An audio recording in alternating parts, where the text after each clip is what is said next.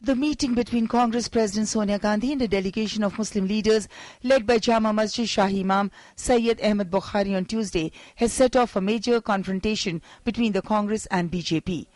The BJP is seeing red, with its leaders claiming that Sonia Gandhi asked Imam Bukhari to ensure that the secular vote is not divided in order to prevent communal forces from coming to power.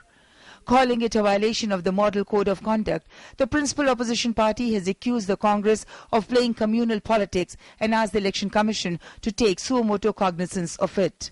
लोगों को अपने विवेक से vote करो, ये लोकतंत्र कहता है, और कांग्रेस कहता है कि मजहब के आधार पर आप एक साथ वोट करो, और ये जो अपील है वो धर्म मजहब के आधार पे मुसलमानों का वोट मांगने का और उनको वोट बैंक समझने का ये सबसे बड़ा सबूत है। हम ऐसे सांप्रदायिक सोच की निंदा करते हैं। While the BJP is alleging that the Congress is trying to polarize the electorate on religious lines, the Congress has refuted the charge.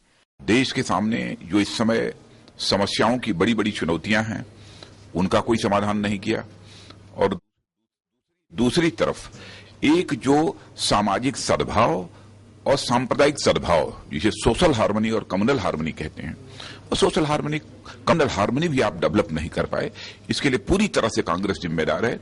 इसीलिए बार बार मैं कहता हूं कि इस देश की सबसे बड़ी कम्युनल सांप्रदायिक पॉलिटिकल पार्टी यदि कोई है तो कांग्रेस है। राजनाथ सिंह जो कहते हैं, उनकी अपने दल का क्या हिस्ट्री है, क्या इतिहास है? क्या हम भूल गए कि ध्रुवीकरण किसने किया है 1989 से लेकर अब तक? Even as the controversy played out, some religious leaders belonging to the Muslim community unhappy with Congress's policies for minorities disapproved of any Congress bid to appeal to the minority community. तो जो कुछ भी पिछले 10 सालों में हुआ है वो दुनिया के सामने है। कई ऐसे मुसलमानों के मुतालबात हैं रिजर्वेशन से लेकर के और मजीद डेवलपमेंट तक, जिन इश्यूज को आज तक हल नहीं किया गया है। इस वजह से at the time of election खाली ये कहना कि हम आपको वोट दे दें और जब आप गवर्नमेंट में रहें तब आप हमारे मसाइल की तरफ संजीदगी से गौर ना करें, तो हम ये समझते हैं ये पॉसिबल नहीं है। पिछले 5 साल गुजर गए, क्या उन्होंने किसी से बात की? क्या उन्होंने किसी समस्या को सुनने की कोशिश की? क्या उन्होंने किसी का समाधान किया?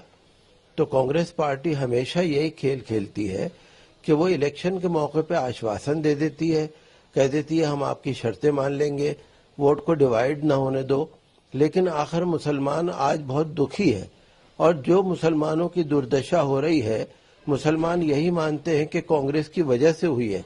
With the BJP refusing to relent, Sonia Gandhi stepped in, dismissing the BJP charge that she was polarizing elections as a joke. She clarified in a statement, "We are not in the habit or in the game of polarizing the elections. It is absolutely a joke. I can't say more than that." All eyes are now what stand the Election Commission takes on the matter. Bureau Report, DD News.